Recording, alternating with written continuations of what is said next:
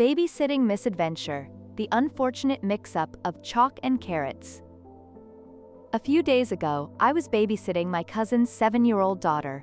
We were having a great time drawing funny designs on a small chalkboard using small pieces of chalk. To keep our energy up, I prepared a bowl of carrots for us to munch on. As we snacked, I absent-mindedly held a carrot in one hand and a piece of chalk in the other. In a moment of pure confusion, I ended up biting into the chalk instead of the carrot. The sensation was dreadful. My heart sank, and I felt an overwhelming wave of regret wash over me. It's probably the worst experience I've ever had. I'm genuinely considering therapy to work through this trauma, because now the thought of eating carrots again fills me with dread. I really hate how this has affected me.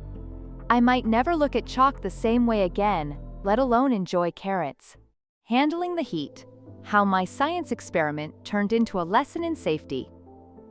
It's ironic that this happened a while ago, but here it goes. During a science class, we were conducting an experiment to make a penny gold by boiling it in zinc powder and passing it through an open flame. After successfully boiling the penny, I volunteered to handle the final step of running the coin through the flame using tweezers.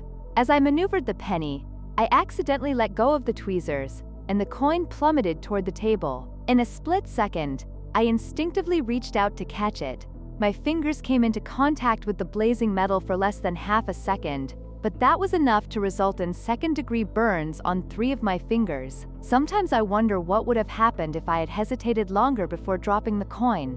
Burning myself while trying to catch a molten penny during a science experiment taught me a hard lesson about safety. Accidentally slept in contacts, now seeing rainbows. Friend's surprisingly funny diagnosis. I called my friend, an ophthalmologist, and admitted I had accidentally slept in my contacts. Now, whenever I looked at lights, I noticed bizarre, hazy rainbows surrounding them.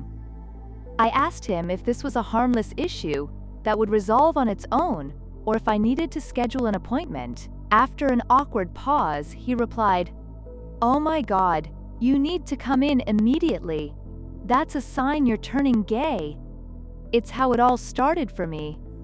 Don't worry, you'll get used to the rainbows. I burst out laughing. I haven't had such a good laugh in ages.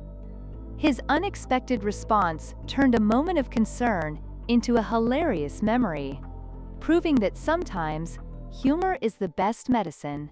Forgot I was making noodles and ended up with hot chocolate instead. Oops! In our break room, we have a versatile coffee machine that brews everything from coffee to latte and hot chocolate. After quitting coffee recently, I've replaced it with hot chocolate during my breaks. Initially, it helped curb my cravings, but over time, it evolved into a comforting habit. I'm fit and can indulge in the calories, so there's been no reason to stop. Now approaching the machine has become second nature. I mindlessly press the hot chocolate buttons. However, in a moment of distraction, when I opened a package of noodles and needed hot water, I instinctively hit the wrong button. You can guess what happened next. I ended up pouring hot chocolate into my noodle bowl. It was an unexpected, if not bizarre, culinary choice. Clearly, I need more sleep to break this automatic routine. Had a tech meltdown until I realized my laptop was just on 0 brightness. I have to share my embarrassing experience from this morning. Last night, while working on my laptop, the screen suddenly went dark. Fearing the worst, I frantically searched for solutions on my phone. I tried resetting the device, booting in safe mode, and checking the battery, but nothing worked. Frustrated, I submitted a repair ticket to Lenovo. This morning, desperate for a quick fix, I decided to visit Staples. A friendly tech support staff member greeted me and led me to the tech station. After plugging in my laptop, I explained the situation as he began troubleshooting. What happened next made me want to hit a reset button on my day. When I typed in my password, he looked surprised as a faint image flickered back to life on the screen. He adjusted the brightness, revealing that it was simply turned all the way down. I couldn't believe it. How had I missed that? We laughed, but I left feeling a bit foolish. Left-handed teen's cringe-worthy encounter with a messy restaurant booth mishap. A few months ago, I experienced a rather embarrassing moment that I can finally laugh about. I, 16F, had a lovely dinner with my parents at a Mexican restaurant. Being left-handed, I was seated on the inside of the booth. After finishing our meal, I slid out and noticed a brown substance on my hand. I told my mom I was going to wash up and urged her to check her seat, fearing she might have sat in something too. Rushing to the restroom, I hoped the substance was just for fried beans. After all, it was a Mexican joint famous for them. But as I washed my hands, an unmistakable odor hit me, and my stomach churned. I realized I hadn't just touched something foul, I had actually sat in it, not once, but twice. To make matters worse, I was wearing my favorite skirt. As soon as I got home, I burned it and took a long, hot shower. Now I carefully inspect any booth before I sit down. Mom opened my Amazon package and found some very personal toys. Awkward convo ensued. Today, I experienced a major mix-up after ordering some toys on Amazon. As a 23-year-old still living with my parents, don't judge, it's tough out here. I was at work when my package arrived. My mom received a delivery around the same time and accidentally opened mine. I received a text from her reading, what is this?" accompanied by a picture of the contents, a rather explicit assortment of items. Concerned, she wanted to know if I was okay. I had just come out to my parents about a week prior, so this situation was particularly awkward. I thought I had made the packaging discreet, but clearly that didn't help. When I got home, we had a somewhat clumsy conversation about it. While it was uncomfortable, I appreciate that my parents care for me. Some surprises in life, while unexpected, can lead to important discussions. All in all, it was a major mix-up, but everything is okay now. My failed plan to learn a girl's name in college turns into an unforgettable comedy of errors. In college, I met a girl several times, but I couldn't remember her name. By this point, asking her again felt impossible. I devised a plan. I asked my buddy to introduce himself when she came over, hoping to catch her name. He agreed, and when she approached, we stood together in awkward silence. As the seconds dragged on, my friend turned to me and said, "Aren't you going to introduce me?" I should have anticipated this. Instead of saving me, he threw me under the bus. The moment was both hilarious and mortifying. Definitely unforgettable. I laughed it off later, but it became a running joke among friends, a reminder of my forgetfulness and my friend's mischievousness. In the end, I still didn't learn her name, but I gained a memorable story. Navigating through jealousy and insecurity at a comic convention despite self-improvements. I've always loved anime and video games, so I started attending conventions. Last week, I visited a comic convention at the Javits Center, only to be taken aback by what I witnessed.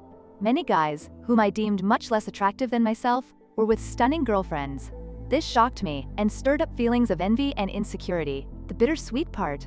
Scrolling through their social media revealed genuine affection between them, and some had even been in other relationships. Despite my efforts to improve my life, losing weight, getting fit, scoring a higher-paying job at JFK Airport, and picking up new hobbies, I still faced rejection and ghosting. It felt disheartening, as if all my hard work was in vain. Being at that convention only deepened my feelings of inadequacy among what I considered my peers. I left feeling more discouraged than ever, questioning if I should continue attending these events that magnify my insecurities.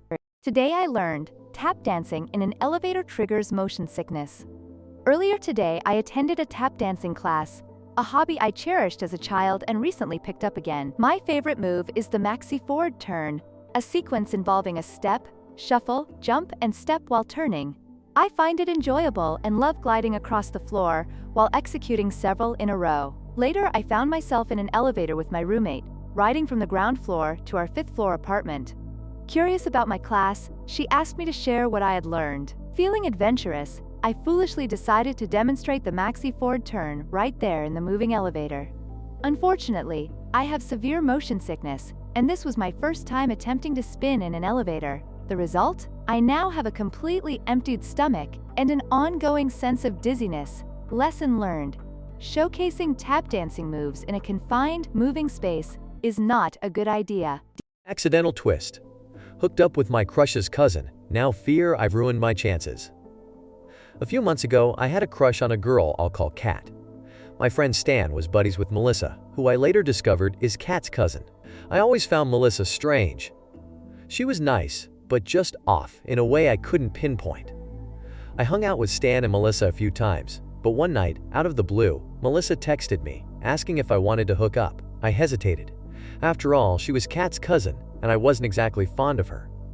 A few weeks later, she asked again, and after some thought, and with desire taking over, I agreed. I picked her up, we hooked up, and right after, I was hit with regret. Melissa and Kat don't communicate, and their families don't get along, but I couldn't shake the feeling that I ruined my chance with Kat. If I ever dated Kat, I'd feel obligated to tell her about my fling with Melissa. In short, I messed up, big time.